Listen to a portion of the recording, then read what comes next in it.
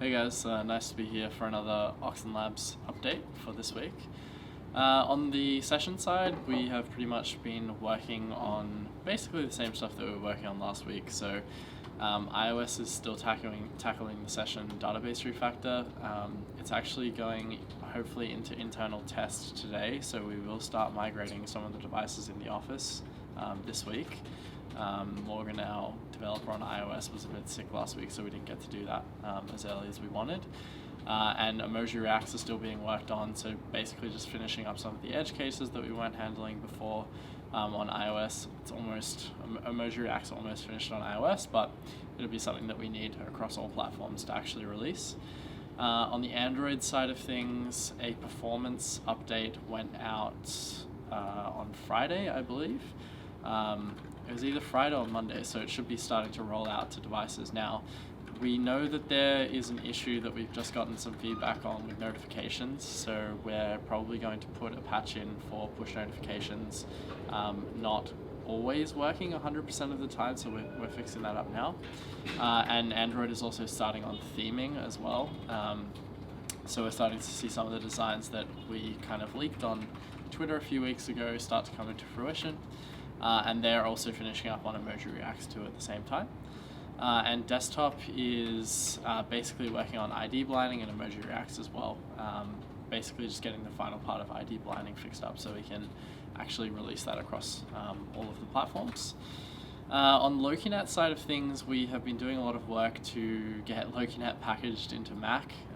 So I know I've said like this, that we're at the final stages of it a few times, but I do believe that, in terms of the way that we're packaging it right now, we have the right approach, and Jason is working on that as we speak, and it's his primary focus right now. And we've been working on a new release for LokiNet as well, with some updates for clients, because our last release was basically focused on service nodes, improving the functionality there. On the core team, we have been a little bit focused on fixing some of the issues that have come out of the hard fork. So there was that issue with service nodes that were on Ubuntu 18.04 that we fixed up. There was a patch for that last week, and we were fixing a service node list being not updated or not in sync with the blockchain earlier this week as well. So there's another release for that as well.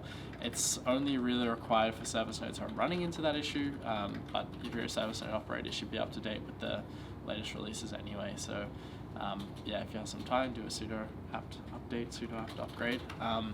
It won't take too long, and that'll make sure you don't run into that issue if it does happen to you. So I think that's about it for the distinct teams. Thanks guys for listening, and I'll throw it over to Josh. Hey guys, welcome back to another week in the marketing trenches. So, last week we did a lot more work on the Session Help Center. For those of you who don't know, the Session Help Center is this new website that we've created to make it easier for people to find the answers to questions that they're looking for.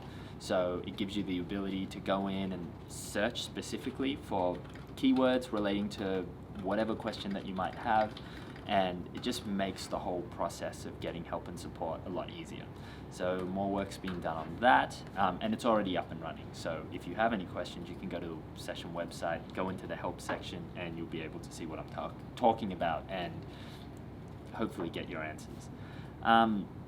Also, the efforts that we've been putting into YouTube have been really paying off for us last week. Our new Lightning videos have actually had a higher than average view counts and watch times.